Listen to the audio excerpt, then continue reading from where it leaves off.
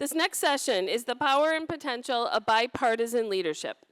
And we wanted to kick off Summit with this conversation because we believe we should lead with some hard conversations. We have Jaha Cummings and Anthony Daniels, and they both have brought a tremendous amount of expertise to come with us. Have a seat, and I'll do a little intro on both of you. So this session is going to be focusing on Blanchard House Institute, and it's going to be talking about the history and narrative of what was once the backbone of our economy, Black Wall Street Trail. And this session is going to talk about narratives, shifting perspectives, and the power of bipartisanship. Jaha Cummings actually creates public-private partnerships, former city councilman for the city of Punta Gorda, and in many other public capacities. And Representative Anthony Daniels is a dedicated public servant, currently serving in Alabama's 53rd District of the Alabama House of Representatives, and an advocate for education, healthcare access, criminal justice reform, and economic development. And so we want to welcome them to be able to have this important conversation. So thank you both for being on our stage, and I'll turn things over to you. Thank you. Good morning. So good to have you. You too. Thank you. First, I wanted to thank CECP for having us here. This is a very special day because we've, as she mentioned, the Black Wall Street Trail, our official launch is here today with you all. So just happy you can share this with us. Let me go to the next slide, please. So what we're going to do, we're going to go a little bit into our project, and then Leader Daniels will go into some of his work, and then we'll have a few questions we're going to share with you. So actually having the audience there, my partner Joe and I, we 20 months ago created the Blanchard House Institute. This comes out of 20 years of the Blanchard House Museum. We're a museum in Southwest Florida that we basically teach the untold, untaught history of African Americans in Southwest Florida, and now have expanded this to a national endeavor. So what we've created is a process for a new pathway and generosity at scale for rural and underinvested communities to address the gap where the American dream has remained unfulfilled. Next one, please. So what we do in our work, we promote economic development, promote heritage tourism, and shift global perceptions. What we look is that as a national initiative, what we're able to do is provide local communities with a national platform to connect them, to revitalize things. And from my professional standpoint, I'm a commercial realtor as well as an investment banker, and using what a process is, we're using an asset-based community development approach to communities. Rather than viewing them as problems to be solved, we view them for their full human and economic potential. So example, you may have, let's say, a 5 square mile area. You look and see, well, what is the spending in this place right now? What businesses don't exist there now that people are spending on? That's where your targets, let's say you're just going to be for entrepreneurship. That's also going to be your place for site selection. Also, those are areas in which you might want to actually promote your seniors in terms of people who have retired but from different fields. AARP has found that businesses started by people 55 and over have a 70% plus success rate. And so looking at creating like pipelines for seniors, for career, basic job creation for younger people. And so what we are is that we are a hub and narrative change platform that we basically assist community projects that are scalable, basically bring them into the right environment to pretty much raise public, private, and philanthropic support at scale for them to really succeed. And so we've really been successful. Again, what we do is we look at both early stage and well-established community-led projects requiring support and provide them pretty much with the right environment like this to bring them the stage they need to have in order to support them. Next one, please. So we're talking about a new pathway for generosity at scale. So we have a few models.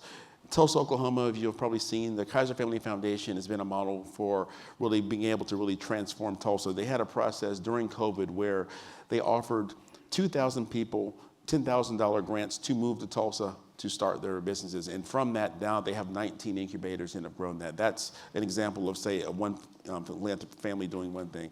In Portland, Oregon, you have Phil and Penny Knight.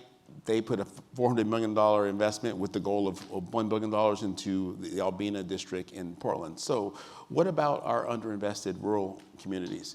We've identified 250 communities that actually were thriving economies up until urban renewal. And so in this case, what we are now is looking for partners to really help these communities. And what we preface is this is a public-private philanthropic initiative. We're not relying on only one. In the same way that you have private initiatives where you actually have a mixed capital stack, and the same thing for communities. What we do is we find projects that are scalable, that are viable. They're projects that not only improve the community, but also from a financial standpoint, they also provide a double bottom line for those who insist on them. Please switch. So our goal is to secure a seat at the table for these communities. A lot of communities don't know that there is a table. And if you're not at the table, you're on the table. And so in this case, we really want communities to be there, especially during this time. We have our $1.2 trillion bipartisan infrastructure law. We're in a moment right now where we can literally leapfrog a lot of communities' projects. Also, providing support to local elected officials. Having served as a city councilman for 3 terms, I saw very clearly that 80 to 90% of citizens' lives are really determined at the local level. And so it's also providing the support to local governments to actually really be able to create the right environment for people to thrive. Next is narrative change. Changing public perceptions, both internally and externally, in terms of what's possible for communities. A lot of these communities, 2 generations ago, very dynamic places. Time changed, now you view it as blighted areas. We've got to change that. So one of our other aspects is even using public art as a way to actually change how this looks. So a model for that would be like Windward Walls in Miami, is how you can actually use public art in a very strong way to really cause a renewal of thought. Change, please. So as I mentioned, right now we're in the midst of a $1.2 trillion Infrastructure Investment Jobs Act. And so this is where we're beginning the Black Wall Street Trail. What this is a physical and virtual trail, economic and cultural trail, using history in these communities to remember who they are and revitalize them, but also to connect them in a network, both physical and virtual. Next slide, please. We have 2 signature programs, and these came out of a desire that our country is 250 years old on July 4th, 2026.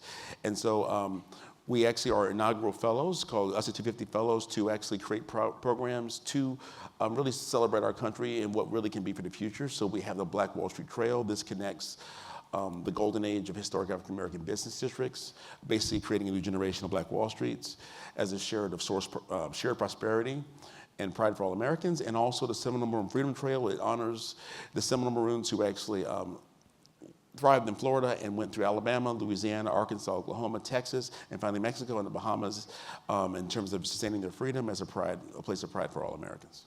Next, please. This began in Florida, and our model for generosity at scale actually came from our state government. So 2 years ago, the governor signed a bill that provided $60 million to African American museums. Our museum received $500,000 grant, basically unrestricted. And what we did, this house you see here, we're moving this house as an expansion of our museum, and it basically houses a permanent exhibit on the golden age of African American business districts, as well as is really the heart of our project.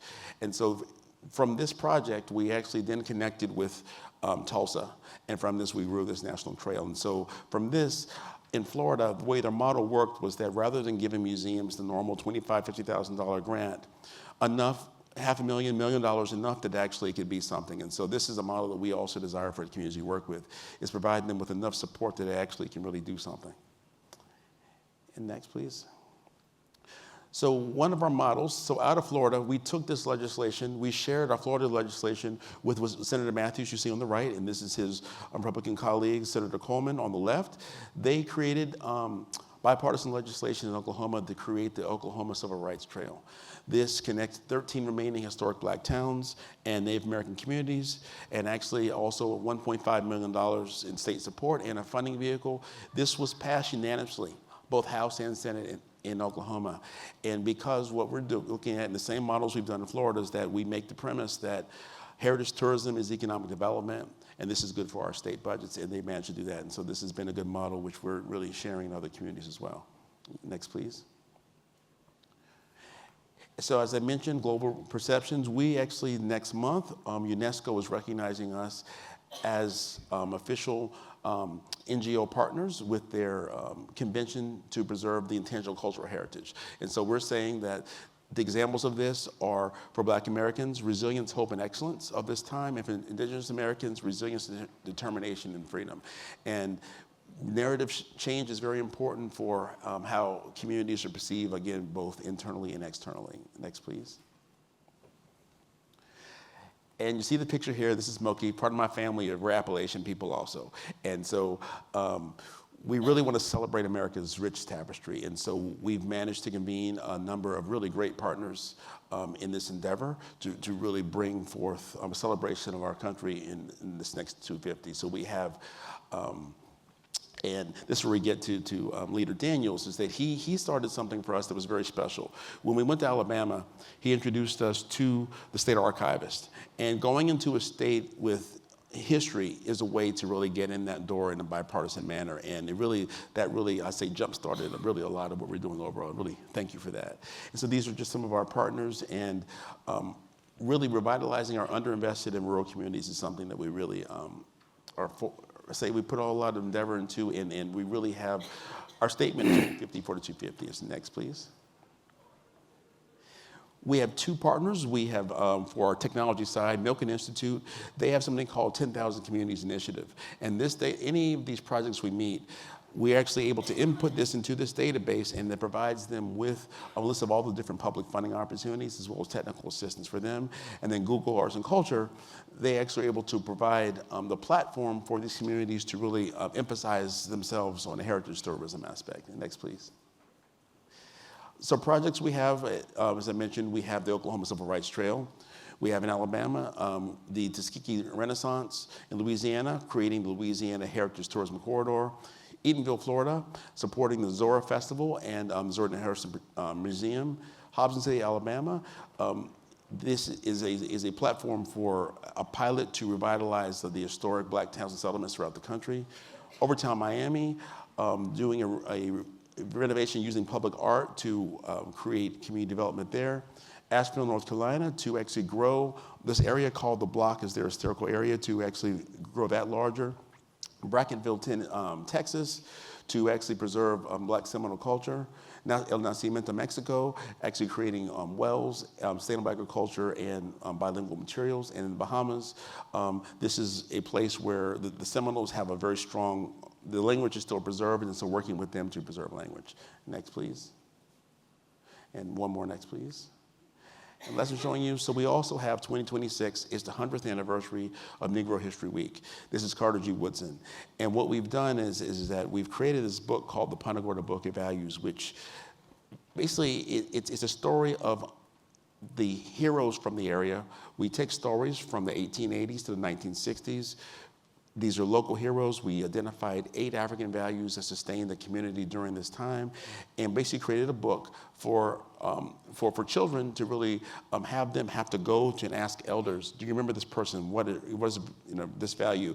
And create intergenerational exchange again. So for every one of our cities, the goal is actually to also create a book of values for every city, so you're actually able to really create this intergenerational space again. Next, please. We're working also to support the 100th anniversary of what they call the Mother Road, the Main Street of America. This crosses 8 states, Illinois, Missouri, Kansas, Oklahoma, Texas, New Mexico, Arizona, and California. And in addition to it being, let's say, America's Mother Road, it also was a road during the time of Jim Crow where people, African Americans, could successfully travel on and be safe. And next, please. As we're entering the 250th anniversary, we are also working on a few additional opportunities. We're looking at developing the Transcontinental Railroad Trail, which is the history of Chinese immigrants who took the railroad from California to Nebraska.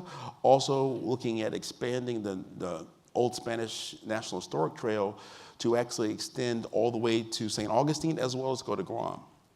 Next, please. And one more, please. And these are just a few portfolio examples. Tuskegee, this is investing in Tuskegee's rural healthcare legacy. So Tuskegee is a place that's known for tremendous scientific, agricultural architectural creation, but then what's known in the air is the civil study. So because it's such an important place in history, rebuilding trust is essential. And we see that for healthcare equity, it's actually doing, supporting Tuskegee at the point where it's actually able to revitalize itself as a way of actually pretty much proving to the community that trust can be rebuilt. And so we have a very strong project there to bring back, reopen this hospital, reopen this medical school, build graduate student housing so it's able to achieve our R2 research capability, as well as hotel and conference centers so that it actually can avail of being the 5th most visited place in the state of Alabama. Next, please.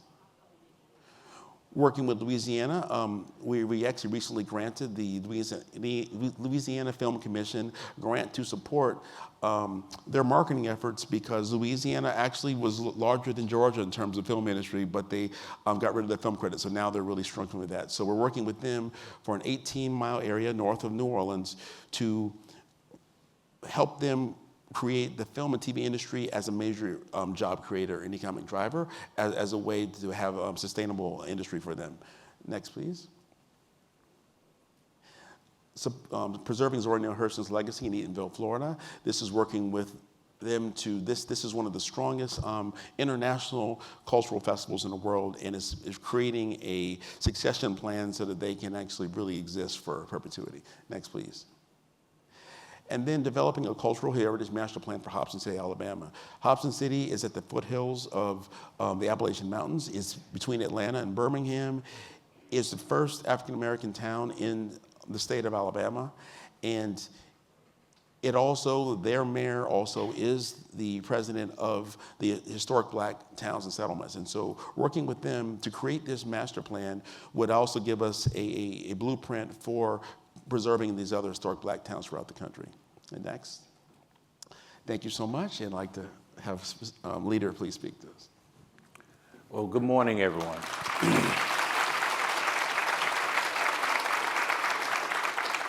First, I'd like to thank you guys for having me here. It's been a long day. We just got out of legislative session last week, and so I've had a busy several months. And I was just talking to him about I haven't had a Saturday or Sunday since September. And so now my children, my 6 and 8-year-olds telling me that you won't have one till next September. So, but it's certainly an honor to be here today. I certainly appreciate the opportunity, not just as a father, as a former teacher. I was an elementary school teacher at one point where I taught in 3 different settings. I taught 4th, 5th grade on an Indian reservation. I taught 3rd grade at a public magnet school, and I taught 4th grade at a Title I school. And so my background is primarily education, but I also talk about my experience in politics. I will say that the training for politics is teaching 3rd grade. And so, but it's really helped me a whole lot. You're able to, and so for me, in my role as the House Minority Leader, in fact, I'm the first African American and youngest minority leader in Alabama State's history.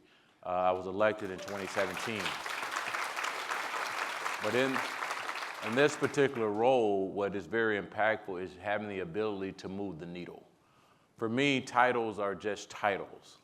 It's the impact that you are able to make while you're in those particular roles and utilizing those roles to really drive opportunity.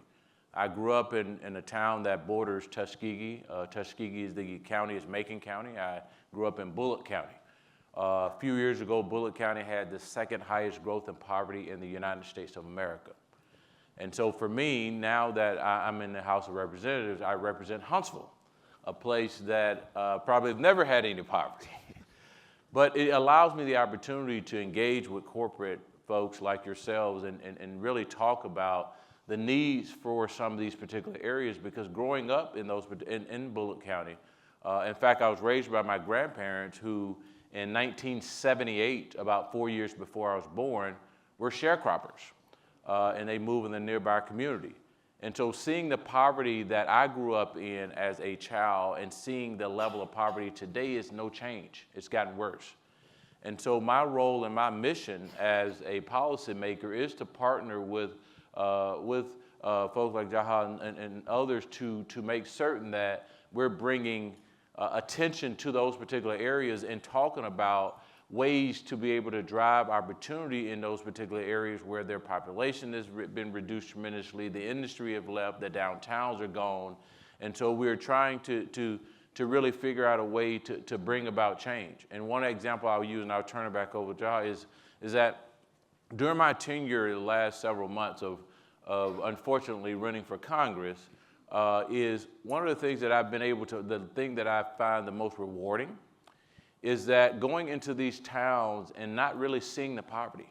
As a minority leader, you listen to your colleagues and the other members that are in your caucus and on the other side of the aisle, and they tell you about the things that they need in their communities. But the things that I saw was uncomfortable, where in a county in the state of Alabama where they lost their maternal unit, care unit in their hospital. So women and families have to drive 90 miles one way and 114 miles the other way just to get to a hospital to be able to have a child. There's no prenatal care in those communities, limited opportunities. 55 out of 67 counties in Alabama are rural. And all 13 of the counties, 11 out of the 13 counties in the district the congressional district to the new district, are rural communities with extreme poverty. Every one of those communities have lost population. And so you're seeing ghost towns. You're seeing boarded up buildings. Downtowns are being boarded up. No investment, no opportunities. And so it's my mission now is to partner with folks like the Blanchard Institute and others to drive awareness to the poverty and the problems that existed within these communities and the hopefulness that I have in seeing these communities move out of poverty. And in many instances, it requires a federal and state investments, and that's been allowing these communities to be able to operate. And so with many of you that are in these key roles in your companies, we're looking for partners and opportunities to be able to drive hope back into these communities. Many of the communities that I've visited, none of them have an after-school or summer program for children. That's no Boys and Girls Clubs, no YMCAs, no after-school or summer programs, period. After COVID, the achievement gap have widened even more. And so because of the lack of after-school and summer programming, there are no opportunities to even start to rebuild or build a foundation for these young people to have an opportunity, let alone having broadband access. And so I'm still hopeful because there are things that we've been able to do and that they're doing right now in places like Hobson and Tuskegee that's driving awareness in places that was once thriving will now be able to build a foundation. Some of them need to get to first base, because none of them have made it to third base. And so we have to do more in these particular communities through using education and opportunity. One of the things that I will say, two pieces of legislation, and I'll close with that I introduced that is really driving some opportunities, is still disproportionately positively impacting the more urban areas, is Innovate Alabama. Which is an organization I serve on the board of. It's a public-private, it's the first public-private partnership in the state of Alabama where we're using the legislative process to drive more funding. About $25 million a year we're giving away for startup companies or helping companies that want to relocate to the state of Alabama in different areas within the state of Alabama.